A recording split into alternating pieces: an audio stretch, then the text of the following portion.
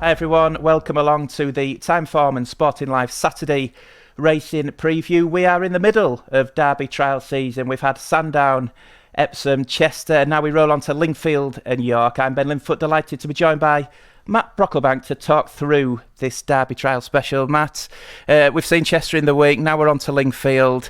The Derby picture though, it's a little bit muddled still, and these later trials at Lingfield and York, they could be key. Yeah, really exciting time in the flat season, isn't it? As you say, we're in the midst of it. These that we're seeing at Lingfield, there are 9 horses in the race, 7 of which are in the Derby last time I looked. We're talking kind of the B-listers, really, aren't we? I don't think these are the absolute stars of the Derby picture, but there's still time for the odd colt to put their hand up and really show themselves to be capable of making an impression at Epsom early next month. And there's plenty of potential on show. Yeah, absolutely. The Lingfield Derby Trial has been a key trial before. Obviously, yep. Anthony Van Dyke came to Lingfield and then won at Epsom. And it has the look of a potentially key trial this year. I think because it brings 2 trials together, doesn't it? The Ballysacks and the Blue Ribbon Trial from Epsom. 4 horses that ran in those 2 races clash this weekend. And so I think we're going to find out plenty. But let's look at the time form ratings, because that always helps as a starting point, sort out what we're looking at. And we've got Illinois top of the shop on 118p.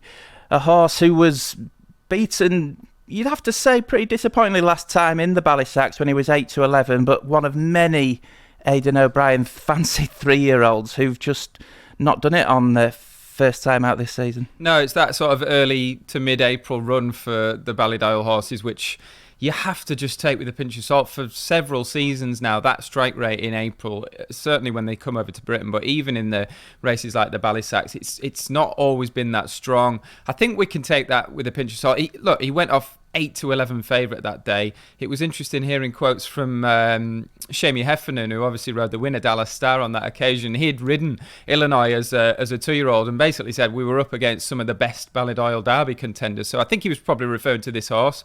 Obviously, as well, the Euphrates, who finished runner-up that day, he's in the Lingfield Derby Trial, and Ryan Moore stays loyal to Illinois. So it does speak volumes. He's a strapping Galileo colt.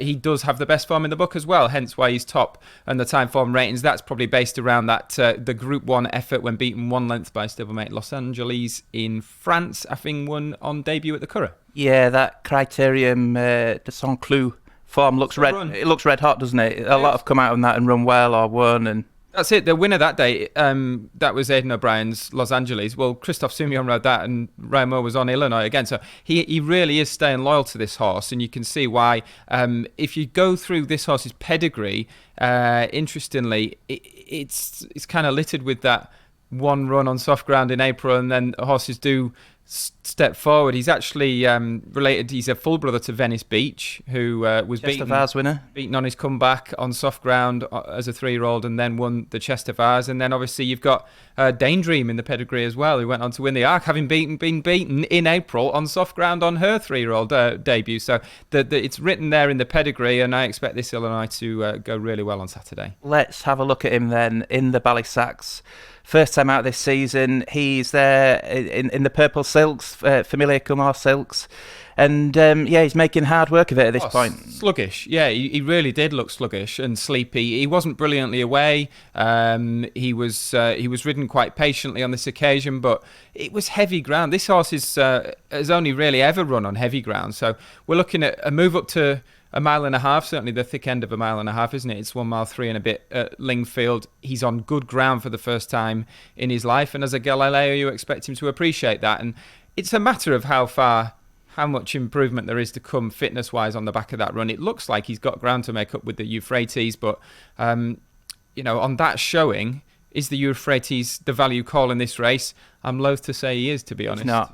He's not, is it? Because, well, we know from Illinois, we know from that Group 1 form that we've talked about as a juvenile, we know he's got it in there.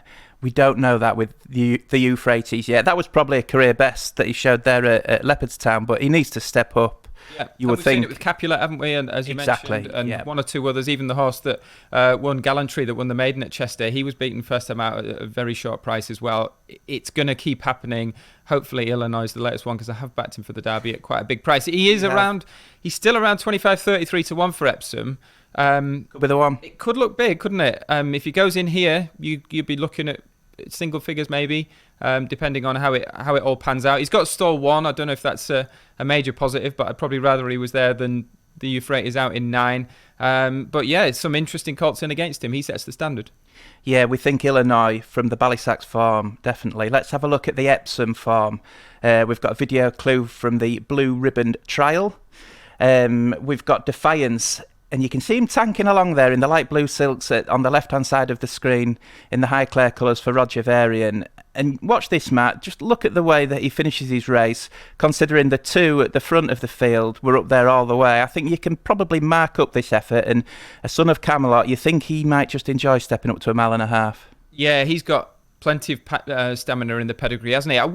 The eye was drawn a little bit there to Arabic Legend as well. Just, he's worth a mention. The horse who finishes 4th, he was just stopped very briefly for a pocket in behind those first two. He just had to sit and wait for a run, whereas Defiance did get the clear run down the outside at Epsom. So I don't think personally there's a huge amount between those two. I know you'd be in the Defiance camp of the pair. I think Carl Burke's got a couple of interesting horses in this, obviously both for Sheikh Obeid.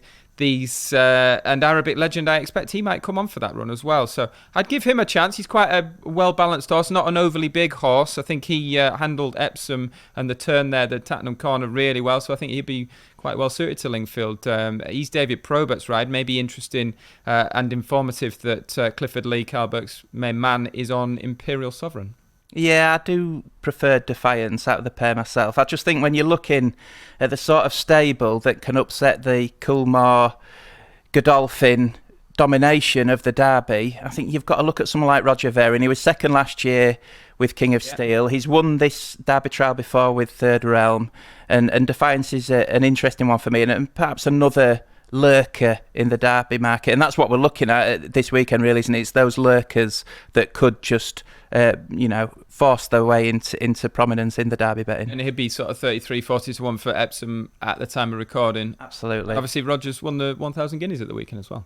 He did. Let's have a look at the pace map to try and see how this might pan out, and we have got Ambient Friendly at the as a likely leader. He's a horse that ran at Newmarket in the Fielding Stakes earlier in the season. We're going to watch that in a little bit, but he could be a pace angle. But apart from him, there's not a lot that might go forward there, and Illinois predicted to be held up, Matt. Yeah, I'm not sure I believe that. I don't know about you. I know he's not really been a sort of pace forcer throughout his career so far, but it's early days, isn't it? And we've seen with, again, the likes of Capulet, Ryan Moore, he doesn't sort of get it wrong, does he? So if there isn't much pace, I expect him to be there on the sharp end with that horse, knowing that, well, we can be fairly confident that stepping up to 1.5 miles is going to suit Illinois. I do expect him to be forward. Whether he'll make it or not will determine, it'll depend on how they all jump out the stalls and who actually goes forward. But yeah, I expect Illinois to be there. Imperial Sovereign, another one that might be involved in that sort of early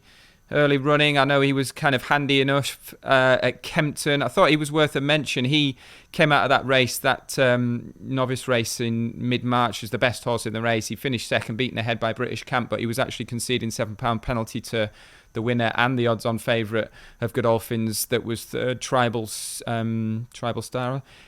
He won at Newcastle really nicely on debut as well. High Order was second that day. His form's worked out quite well, and he's another one, isn't he? Potentially entering the classic scene on the back of two runs on your weather over the winter. Yeah, he's another one with a bit to find. And our final video clue is Ambient Friendly.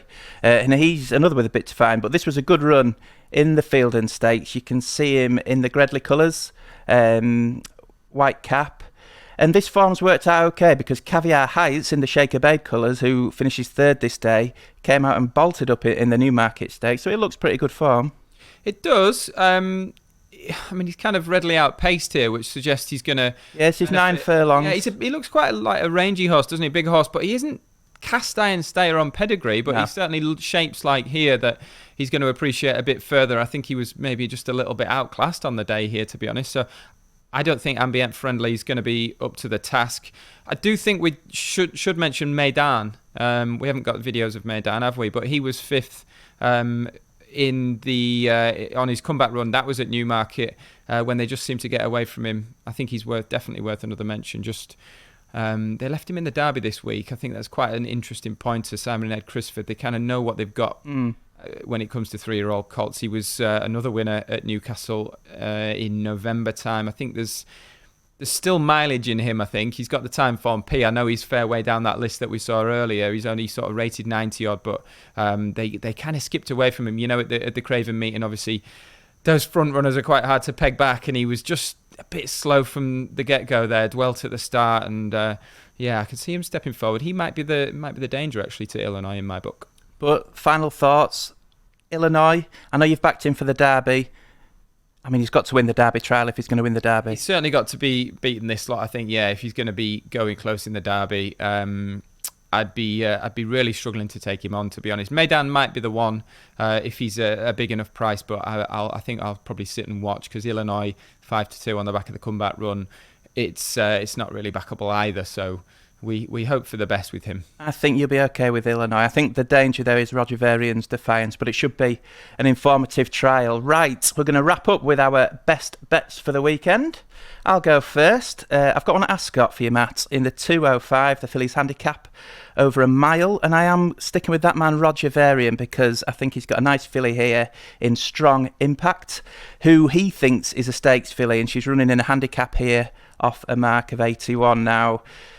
I like her because she's dropping back to a mile at Ascot, a stiff mile. Been running over 10 furlongs, travelled like a dream last season over 10 at Sandown off this mark and was beaten into second by a good horse. So I think she is interesting around 8-1 under Sylvester de Souza for me. Strong Impact on Saturday.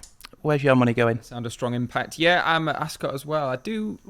I've got one in the Swinton Hurdle. I thought Aurigny Mill could be interesting in that, but that's over at Haydock. I'm going to stick with Ascot. Earlier on, 130, Appiah. Big price this. It's a tough handicap, this. I couldn't work it out. Well, it's a mile and a half, and there's loads and loads of pace, and I just think this Appiah, who they tried to kind of turn him into a stayer last year, ran him a couple of times over 2 miles, didn't see it out. That was including on soft ground, but he does stay a little bit further than this, and I know he's kind of slowly away often, but I think he might get away with it here. He's one of those horses that I could really see staying on late in the day at Ascot.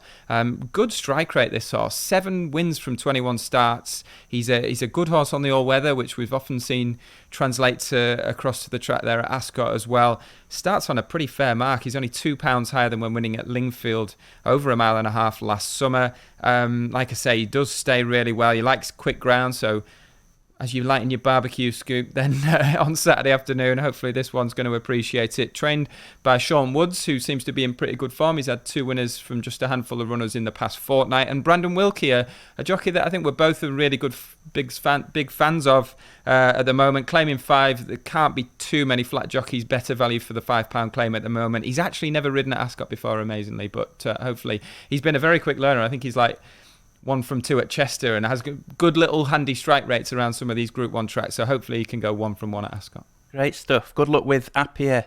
Matt, Strong Impact for me at Ascot on Saturday. Hopefully the Lingfield Derby Trial is informative. Good luck with any weekend wagers, and we'll see you again next week.